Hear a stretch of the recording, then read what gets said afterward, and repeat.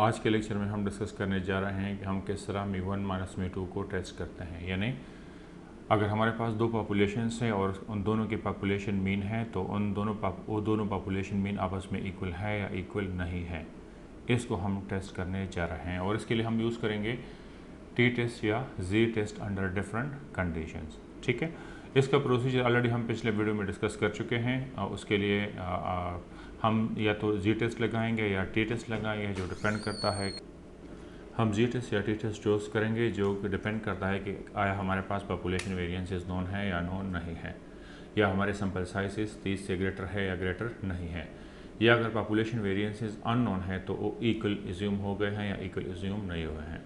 तो इस पूरे प्रोसेस को समझने के लिए let us take some examples. तो ये हमारे पास है एग्जांपल। इसमें हमारे पास दो फिश फार्म्स हैं और उसमें हम ऑब्ज़र्व कर रहे हैं, बल्कि एनालाइज कर रहे हैं वेट ऑफ फिश। ठीक है, तो दोनों का अगर हम देख लें तो एक फार्म हमारे पास है पॉपुलेशन वन और एक फार्म हमारा है पॉपुलेशन 2। ठीक है, तो हमने क्या किया है कि इसका स्टैंडर्ड डिविएशन हमारे पास है sigma 1 and this is equal to 1.5 kg, और इसका स्टैंडर्ड डिविएशन है this is equal to 1.7 kg।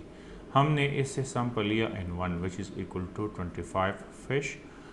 इससे हमने सैंपल लिया N two is equal to how much, this is equal to 30 fish. Right, अब हमने क्या करना है कि हमें बताया गया है कि on the basis of this sample evidence, और इसका एवरेज वेट है 4.3 kg, और फिश फार्म इस सैंपल का जो एवरेज वेट आ रहा है वो हमारे पास है 3.2 kg। राइट, ये बताया जा रहा है कि अल्फा ले 5%।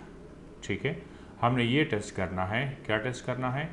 हमें बताया जा रहा है कि ये टेस्ट कर लें कि it's not μ1 minus μ2 is equal to 0। यानी दोनों फिश फार्म का एवरेज वेट जो है, यानी फिश का एवरेज वेट जो है आपस में इक्वल है। Against alternative hypothesis it is not equal, μ1 minus μ2 is not equal to 0। तो ये हमने टेस्ट करना है। तो दो फिश फार्म हैं, एक स्टैंडर्ड डिविएशन हमारे पास है ये, दूसरे फिश फार्म का स्टैंडर्ड डिविएशन यानी वेट में जो स्टैंडर्ड डिविएशन आ रहा है वो है 1.7 kg। पॉपुलेशन 1 फिश फार्म 1 से हमने सैंपल लिया है 25 फिश, और फिश फार्म 2 से हमने सैंपल लिया है 30 फिश। ठीक है, सैंपल 1 से हमारा जो एवरेज वेट आ रहा है वो हमारे पास है 4.3 kg, और फिश फार्म 2 का जो एवरेज वेट आ रहा है वो है 4.3 है और दिस इज़ 3.2 kg। ठीक है, हमें बताया जा रहा है कि आप लेवल ऑफ सिग्निफिकेंस 5% लें और टेस्ट कर लें कि दोनों का एवरेज वेट आपस में इक्वल है या इक्वल नहीं है। तो इसका मतलब यह है कि there is no difference between the average weights in the two fish farm. और ठीक है, मतलब दोनों का एवरेज वेट एक जितना है, और यहाँ क्या है कि दोनों का एवरेज वेट एक जितना नहीं है। तो this is your first step. Second step में हम क्या करते हैं कि choose appropriate level of significance. दूसरा स्टेप हमारे पास है, ये ऑलरेडी हमें गिवन है कि आप 5% ले level of significance. Third step हमारे पास है कि use test statistic to be use, decide about test statistic. Test statistic हम यूज़ करेंगे कौन सा? हम यूज़ करेंगे जी। उसकी रीज़न क्या है? उसकी रीज़न ये है कि हमारे पास पॉपुलेशन स्टैंडर्ड डिविएशन नॉन है। तो ये हमारे पास होगा x1 bar minus x2 bar और minus μ1 minus μ2 and divide by sigma 1 square divided by n1 plus sigma 2 square divided by n2 under root.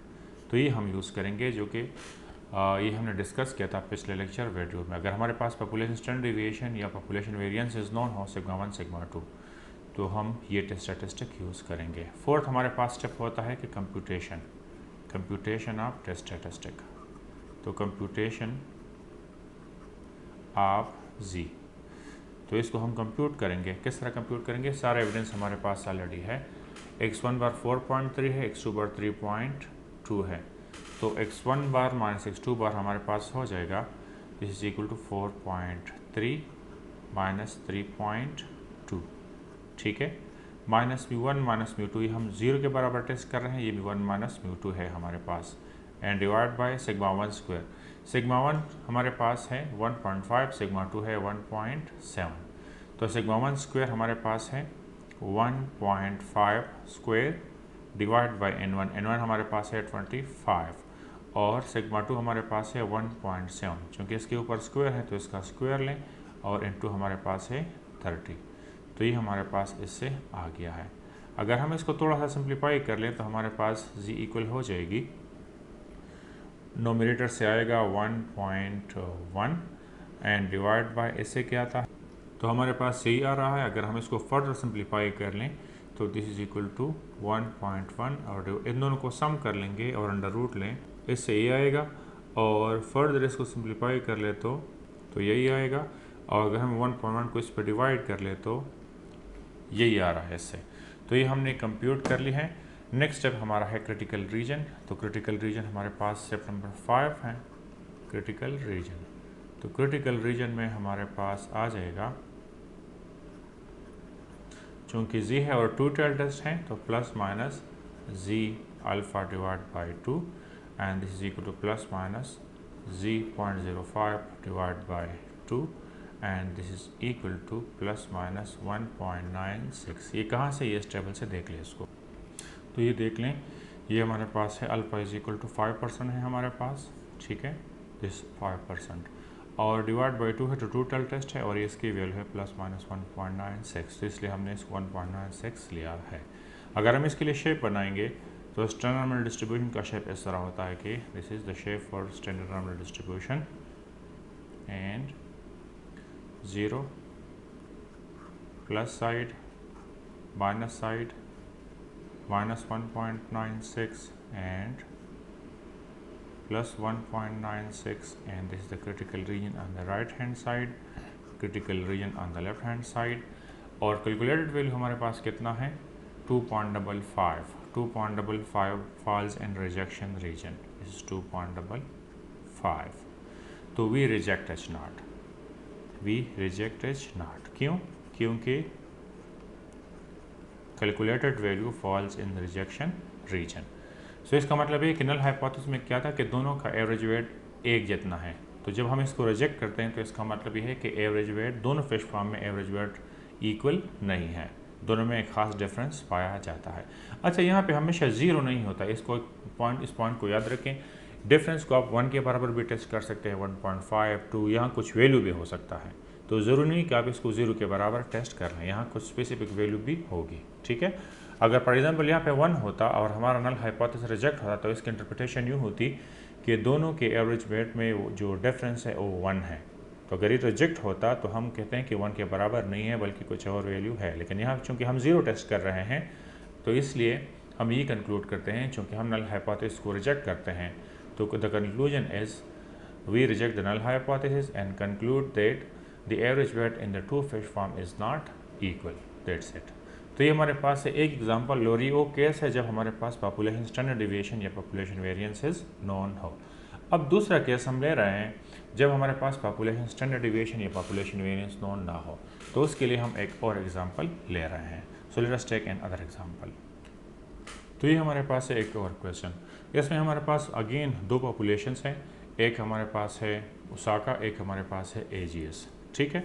अगर एक साइड पे हमारे पास है ओसाका, ये एक पॉपुलेशन है, दूसरा हमारे पास है एजीएस, ये दूसरा पॉपुलेशन है। हमने इसे सैंपल लिया है N1 and this is equal to 66 batteries. हमने इसे भी सैंपल लिया है कितना 73 बैटरीज, ठीक है। इसका एवरेज हमारे पास इज x1 बार आ रहा है, this is equal to how much, this is equal to 34 months और इसका एवरेज लाइफ टाइम हमारे पास आ रहा है कितना x2 bar, this is equal to 36 months, ठीक है। अच्छा, अब इसमें यह है कि स्टैंडर्ड डिविएशन भी हमारे पास गिवन है, S1 हमारे पास कितना है 15 मंथ्स और ये है S2, ये हमारे पास है this is equal to 14 months. Test क्या करना है कि H0 आप ये टेस्ट कर लें कि दोनों में जो डिफरेंस है, दोनों के एवरेज लाइफ टाइम है वो है 3, ठीक है। ये 3 के बराबर है या नहीं है, तो डेफिनेटली हमारा अल्टरनेटिव हाइपोथेसिस ये है कि μ1 minus μ2 is not equal to 3। Not equal to मैंने क्यों लिया, ये इसलिए लिया क्योंकि यहाँ पे इक्वल और नॉट, तो ये इक्वल है या इक्वल नहीं है, तो इसलिए हमने इसको 3 लिया है, नॉट इक्वल टू ये 3 के बराबर है या बराबर नहीं है। ओके, तो इसको अगर हमने सॉल्व करना है तो ये बिल्कुल भी मुश्किल नहीं है। अब उसकी इंफॉर्मेशन को आप देख लें, इसमें हमारे पास पॉपुलेशन स्टैंडर्ड डिविएशन या वेरिएंस नहीं है, बल्कि उसकी जगह हमारे पास क्या है, सैम्पल स्टैंडर्ड डिविएशन और वेरिएंसेस। दूसरी बात यह है कि हमारे सैम्पल साइज 30 से ग्रेटर है, तो हमने पढ़ा है कि अगर हमारे सैम्पल साइज 30 से ग्रेटर हो और हमारे पास पॉपुलेशन स्टैंडर्ड डिविएशन गिवन ना हो, तो अगेन हम यूज़ कर सकते हैं क्या चीज़, जी स्टैटिस्टिक।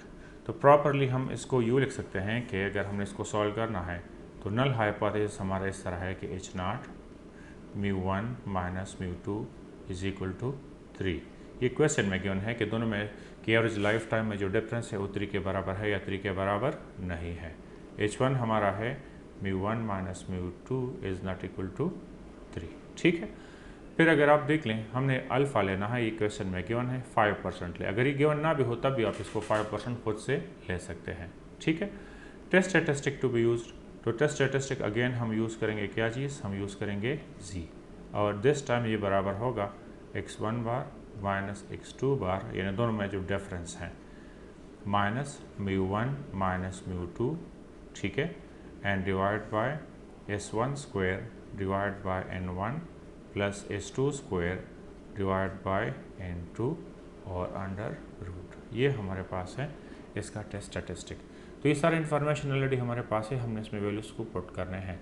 अच्छा, इसमें ये बात याद रखें कि डजंट मैटर कि आप ये लें x1 bar minus x2 bar is exactly equal to x2 bar minus x1 bar, क्योंकि we are interested in the difference. तो हमेशा आप बड़े वैल्यू से, बड़े मीन से आप छोटा सैम्पल मीन माइनस करें। हमेशा आप क्या करना है आपको कि बड़े सैम्पल मीन से छोटा सैम्पल मीन को माइनस करना है। तो इसलिए हम इसको 36 माइनस 34 ही लेंगे। सो जी इज इक्वल टू 36 माइनस 34 और μ1 माइनस μ2 ये तो 3 है, हाँ टेस्टिंग वैल्यू है हमारा, और s1 स्क्वायर, s1 हमारे पास क्योंकि 15 है, s2 हमारे पास 14 है, तो देखें this is equal to 15 square divide by n1 और 14 स्क्वायर डिवाइड बाय n2। अब देख लें n1 हमारे पास है 66, n2 हमारे पास है 73, तो ये हमारे पास है 66 और ये हमारे पास है 73। अब हमने इसको कैलकुलेट करना है और इसका हमने एक स्क्वायर रूट भी लेना है। तो अगर हम इसको कैलकुलेट कर लेते तो this is equal to 2 minus 3 and divide by, इससे क्या रहा है, इसको कैलकुलेट करते हैं, देख लें इसको। तो अगर आप इसको कैलकुलेटर से सॉल्व करें तो उसके पास, तो आपके पास इसके ये वैल्यू आ जाएंगे। फर्दर सिंप्लीफाई करें तो -1 और इन दोनों के सम और अंडर रूट से हमारे पास आ जाएंगे, ये वैल्यू आएगी और अल्टीमेटली इससे आ जाएगी ये, और अल्टीमेटली इसका जी कैलकुलेटेड वैल्यू हमारे पास है, ये हमारे पास कैलकुलेटेड वैल्यू आ गया है। अब देख लें फिफ्थ स्टेप हमारा होता है क्रिटिकल रीजन। तो क्रिटिकल रीजन हमारे पास है, ओके, तो क्रिटिकल रीजन हमारा इस तरह होगा कि क्रिटिकल रीजन 8, चूँकि वहाँ अल्टरनेटिव हाइपोथेसिस में नॉट इक्वल टू है, ये नॉट इक्वल टू 3, तो ये हमारे पास हो जाएगा plus minus Z alpha divide by 2 और this equal to plus minus Z 0.05 divide by 2 which is equal to plus minus 1.96।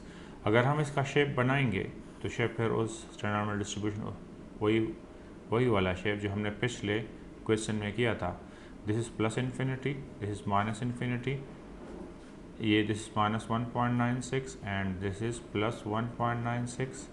ये भी क्रिटिकल रीजन है हाफ, और हाफ क्रिटिकल रीजन इसी साइड पे है। तो देख लें आपका कैलकुलेट वैल्यू -0.40 है, तो यहाँ एक्सेप्टेंस रीजन में आ रहा है -0.40, ठीक है।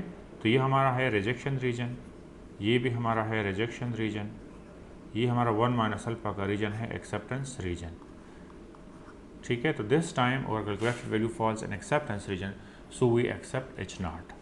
तो कंक्लूजन क्या है कि एक्सेप्ट H0। क्यों एक्सेप्ट H0? इसलिए क्योंकि हमारा calculated value falls in acceptance region. Conclusion क्या होगी? कंक्लूजन ये होगी कि हमारा नल हाइपोथेसिस में ये था कि दोनों के एवरेज लाइफ टाइम में जो डिफरेंस है वो है 3 मंथ्स।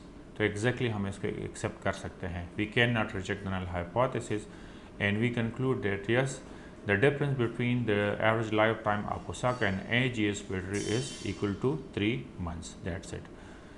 थर्ड केस पे हम एक और एग्जांपल ले रहे हैं, देख ले इसको, क्योंकि ये दोनों हमने जी पे किया है, इसके बाद दो हमने टी पे करना है। ठीक है, ठीक हम कब यूज़ करेंगे, जब हमारे पास पॉपुलेशन वेरिएंसेस अननोन हो और हमारा सैंपल साइज 30 से लेस हो। Let us take another example.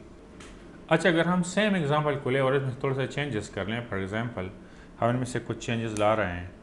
किस तरह चेंजेस, इस तरह देख लें।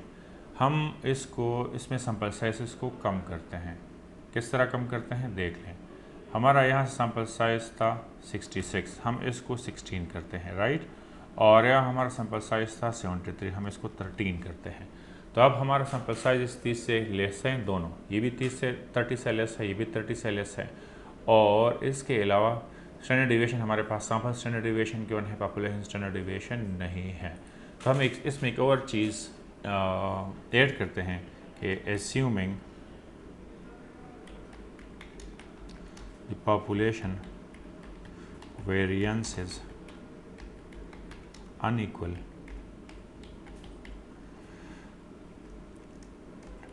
टेस्ट, ये इसको टेस्ट कर लें। ठीक है, इसको हमने टेस्ट करना है। तभी अगर आप इसको देख लें तो इसमें हमारे पास सिर्फ सैंपल साइजेस हमने कम की है, और जब हमारे पास सैंपल साइज 30 से लेस हो और दूसरी बात हमारे पास population variances and standard deviation unknown हो, तो फिर हम क्या करते हैं, हमारे पास दो ऑप्शंस और हैं। क्या हम ये एज्यूम कर रहे हैं कि हमारे पास पॉपुलेशन वेरिएंसेस आपस में इक्वल हैं, दो के अननोन हैं या अनइक्वल हैं, तो इसको हम ले रहे हैं। देख लें तो इसका सोल्यूशन किस तरह होगा, इसका सोल्यूशन इस तरह होगा, देख लें। Solution is again very simple. हमारे पास क्या है कि हम ये टेस्ट करने जा रहे हैं कि H0 μ1 minus μ2 is equal to 3। ठीक है, और H1 μ1 minus μ2 is not equal to 3। Level of significance वही 5%।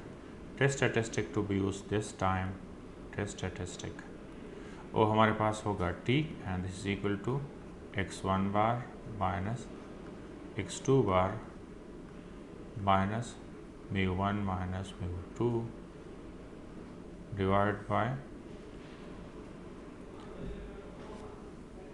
s1 square divide by n1 plus s2 square divide by n2 under root. Last case रहता है जब हम ये एज्यूम करेंगे कि when assuming the population variance is equal, तो हम इसके बाद करेंगे पहले, लेकिन पहले इसको कर लेते हैं। ठीक है, तो अब देखिए हमारे पास इंफॉर्मेशन कौन कौन से हैं। सैंपल 1 हमारे पास है 16, सैंपल 2 हमारे पास है 13। तो n1 हमारे पास कितना है, n1 is equal to 16 and n2 is equal to 13। दोनों 30 से हमारे पास क्या है, लेस हैं। दूसरी बात, एक का एवरेज लाइफ टाइम हमारे पास है 36, दूसरे का है 34। तो x1 बार हमारे पास है 34 एंड x2 बार हमारे पास है कितना, 36। ठीक है, इसके अलावा सैंपल स्टैंडर्ड डिविएशन हमारे पास है 15 और 14। ठीक है, तो S1 हमारे पास है, S1 इज इक्वल टू 15 और S2 हमारे पास है 14 और अल्फा हमारे पास है 5%। ठीक है, और ये एज्यूम किया गया है कि sigma 1 is not equal to sigma 2। ये एजम्पशन इसको याद रखें। ठीक है, तो जब ये नॉट इक्वल टू हो तो हमारा टेस्ट स्टैटिस्टिक इस तरह होगा, इस तरह। अब हमने इसको कंप्यूट करना है, इसको कंप्यूट करना है तो हमारे पास टी कैलकुलेट यूँ हो जाएगा, this is equal to x1 bar. मैंने कहा कि आप लोगों ने बड़े वाले को हमेशा x1 बार कंसिडर करना है, क्योंकि हमें डिफरेंस चाहिए कि दोनों में डिफरेंस कितना रहा है। डिफरेंस हमेशा पॉजिटिव में लें। ठीक है, तो 36 माइनस 34 और माइनस μ1 माइनस μ2 हमारे पास है 3, क्योंकि हम इसको 3 के बराबर टेस्ट कर रहे हैं, और divide by S1 square 15 square divide by n1 हमारे पास है 16 प्लस S2 स्क्वायर हमारे पास है 14 स्क्वायर डिवाइड बाय इंटू हमारे पास है 13 और अंडर रूट, ये हमारे पास है। ठीक है, इसको कैलकुलेट कर लेंगे तो इससे हमारे पास आ जाएगी, इससे हमारे पास ये वैल्यू आ जाएंगे।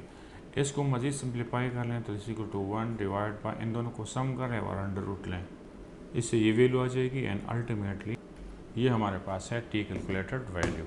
अब देखें हमारे पास है क्रिटिकल रीजन, फिफ्थ स्टेप है, तो क्रिटिकल रीजन हमारे पास होगी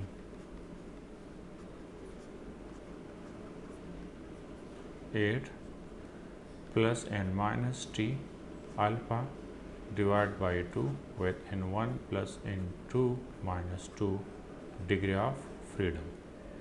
ठीक है, तो ये हमारे पास बराबर हो जाएगी t 0.05 divide by 2 with 16 plus 13 minus 2 degree of freedom, और दिस इज इक्वल टू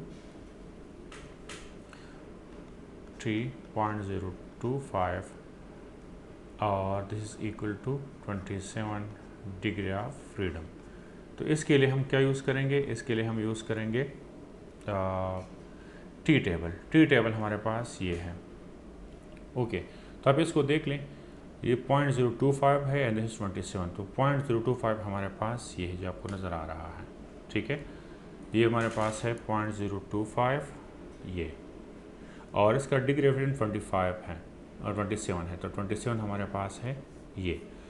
तो 0.025 के नीचे 27 के सामने हमारे पास है ये कॉलम है।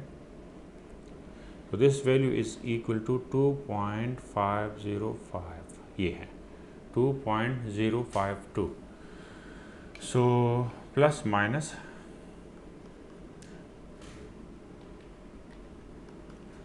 2.052। तो अगर आप इसका शेप बनाएं टी डिस्ट्रीब्यूशन का, तो ये हमारे पास इस तरह होगा कि T distribution and this is 0, this plus side and this is minus side and this plus 2.052 minus and this is plus 2.052। तो ये आपका क्रिटिकल रीजन है वन साइड पे, ये दूसरा क्रिटिकल रीजन है। हमारा कैलकुलेटेड वैल्यू कितना है, calculated value is equal to -0.18। तो -0.18 फॉल्स इन एक्सेप्टेंस रीजन, -0.18 ये हमारा है एक्सेप्टेंस रीजन। तो ये है एक्सेप्टेंस रीजन, ये भी हमारा है रिजेक्शन रीजन, और ये भी है रिजेक्शन रीजन। ठीक है, तो हम एक्सेप्ट करते हैं अपने नल हाइपोथेसिस को। नल हाइपोथेसिस में क्या है कि दोनों बैटरीज के life time, average life time में जो डिफरेंस है वो 3 के बराबर है।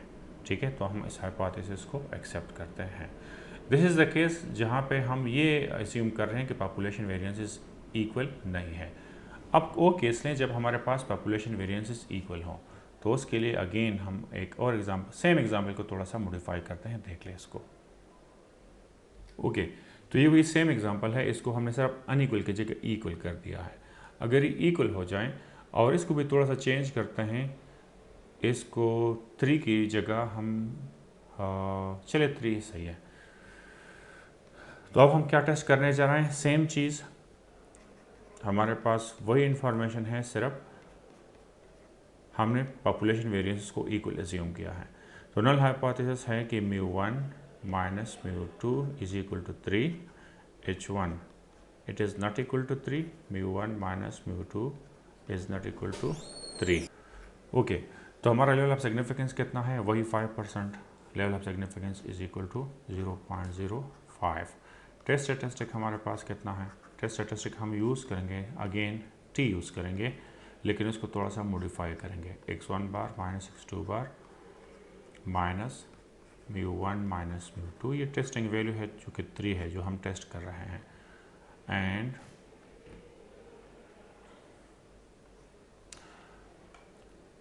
डिवाइड बाय इस भी हम यूज़ करेंगे। अब क्योंकि पूल स्टैंडर्ड डिविएशन हम यूज़ करते हैं जब हम पॉपुलेशन वेरिएंसेस को इक्वल एज्यूम करते हैं, n1 plus 1/n2 under root.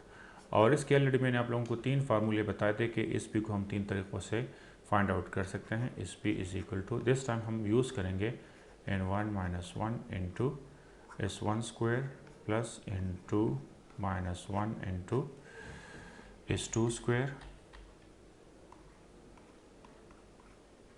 into is 2 square divided by n1 plus n2 minus 2 under root. ये इसलिए हम इसको यूज़ कर रहे हैं क्योंकि हमारे पास ऑलरेडी n1 n2 और s1 s2 गिवन है। तो तो इस फार्मूले से क्वाइट इजीली हम इसको फाइंड आउट कर सकते हैं। n1 हमारे पास है 13, ठीक है, 13 है या 16 है, n1 हमारे पास है, ये है n1 हमारे पास है 16 इंटू हमारे पास है 13, तो ये हमारे पास है 16 इंटू हमारे पास है 13, S1 हमारे पास है, S1 भी गिवन है, S2 भी गिवन है, तो S1 हमारे पास कितना है, S1 हमारे पास ये 15 है और S2 हमारे पास 14 है, तो this is equal to 15 and this is equal to 14। अगर हम इसमें वैल्यूज पुट करते हैं तो पूल्ड स्टैंडर्ड डिविएशन यानी इस पे this is equal to 16 minus 1 into S1 square हमारे पास है 15 square plus into minus 1 into हमारे पास है 13 minus 1 into S2 square, S2 हमारे पास है 14 square and divide by n1 plus n2 यानी 16 प्लस 13 माइनस 2 अंडर रूट। तो अगर हम इसको सिंप्लीफाई कर लें तो ओवरऑल से हमारे पास ये वैल्यू आ जाएगी, देख लें इसको, ये वैल्यू आ जाएगी और ओके, तो ये हमारे पास इस पी की वैल्यू आ गई है। अब हमने क्या करना है, हमने टेस्ट कैलकुलेट करना है। So t is equal to x1 bar हमारे पास है 36, x2 बार हमारे पास है 34 और माइनस ही हम 3 के बराबर टेस्ट कर रहे हैं, इस भी हमारे पास है 14.5 इंटू 1/n1 हमारे पास है 16 और 1/n2 हमारे पास है 13 और अंडर रूट। तो इससे आ जाएगा 2 माइनस 3 डिवाइड बाय, तो ये वैल्यू आ जाएगी। इसको फर्दर सिंप्लीफाई कर लें तो -1/, तो यही वैल्यू आ रहा है। और critical region as it is, जिस तरह हमने क्रिटिकल रीजन हमारे पास बराबर होगा, फिफ्थ स्टेप है कि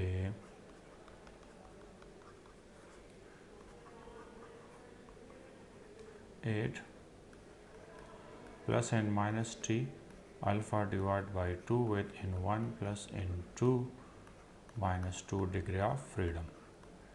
तो this is equal to plus minus t.05 divide by 2 into 16 plus 13 minus 2 degree of freedom, और this is equal to plus minus t.025 into 27 degree of freedom. Exactly same value अभी हमने table में देखा था। अगर आप इस क्वेश्चन वाले क्रिटिकल रीजन को देख लें तो ये भी था 0.025 27, this is equal plus minus 2.052 2.052, so this is equal to plus minus 2.052 and अगर आप इसके लिए शेप बनाएं टी डिस्ट्रीब्यूशन का, T distribution is flatter than standard normal distribution. 0 ये आपका है प्लस साइड, ये आपका है minus side and this is minus 2.052 and this is plus 2.05 and 2। तो आधा क्रिटिकल रीजन इसी साइड पे, हाफ क्रिटिकल रीजन इस साइड पे।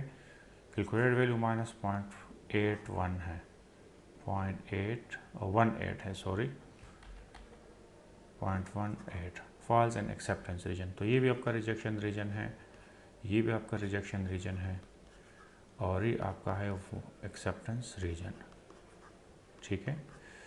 तो इसलिए you accept your null hypothesis, accept your null hypothesis. और कंक्लूजन क्या होगी, कंक्लूजन इसका है कि हम क्या टेस्ट कर रहे थे, हम ये टेस्ट कर रहे थे कि दोनों बैटरीज के एवरेज लाइफ टाइम में जो डिफरेंस है वो 3 मंथ्स है। तो इस स्टेटमेंट्स, इस क्लेम को हम एक्सेप्ट कर रहे हैं। Thanks for watching, thank you very much.